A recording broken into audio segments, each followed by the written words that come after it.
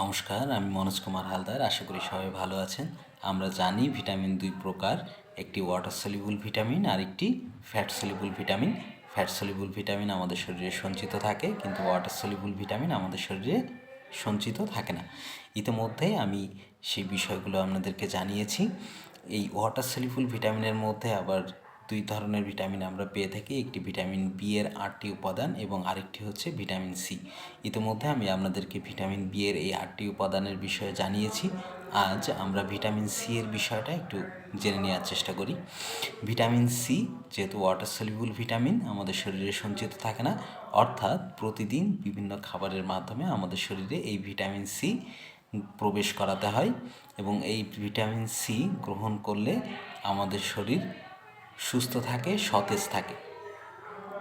Vitamin C এর উপকারী দিকগুলোর বিষয়ে যদি আমরা আলোচনা করি, তাহলে বিষয়টি এরকম আসে যে ভিটামিন সি অত্যন্ত উপকারী একটি ভিটামিন, যেটা আমাদের শরীরে যদি ঘাটতি হয় তাহলে আমাদের শরীর ক্লান্ত হয়ে পড়ে, আমাদের মাড়ির প্রদাহ হতে পারে, ক্ষত শুকাতে দেরি হতে পারে এবং বিভিন্ন ব্যথা থেকে আমরা মুক্ত হতে দেরি হতে পারে এবং আমাদের সতেজতাটা কমে যায়। তাহলে ভিটামিন সি এর উপকারী দিকগুলো কী কী?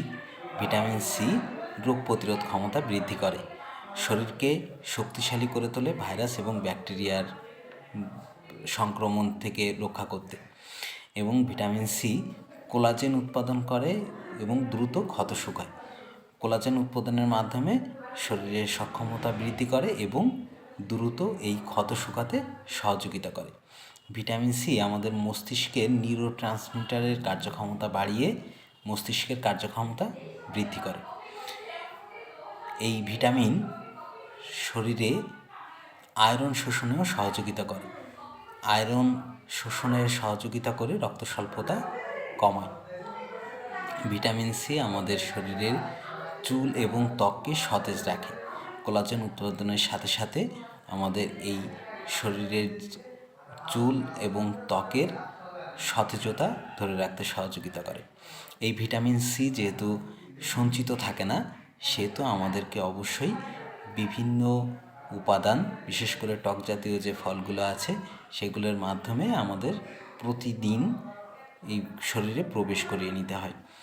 ভিটামিন সি যে বিষয়গুলোতে বেশি পাওয়া যায় তার মধ্যে ব্রোকলি, মাল্টা, কমলা, পেয়ারা এগুলো উল্লেখযোগ্য।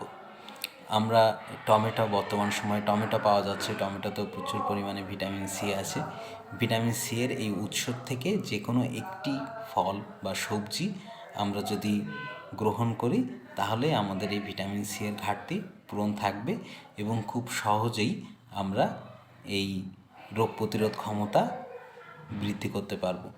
এবং আমাদের বেশিরভাগ ক্ষেত্রে এই সময়ে দেখা যায় যে ব্যথার রুগীরা বেশি, এবং দেখবেন যে তাদের টক জাতীয় খাবার খাওয়া কম পড়ে এবং এই ব্যথাটা এই সময় কিন্তু বৃদ্ধি পায়। অনেকে মনে করেন যে ঠান্ডা কাশি বা সর্দি জ্বরে ভিটামিন সি বা টক জাতীয় ফল খাওয়া যাবে না, তারা কিন্তু এই ব্যথার সমস্যায়ও ভোগেন ওই ভিটামিন সি এর ঘাটতি থেকে যাওয়ার কারণে।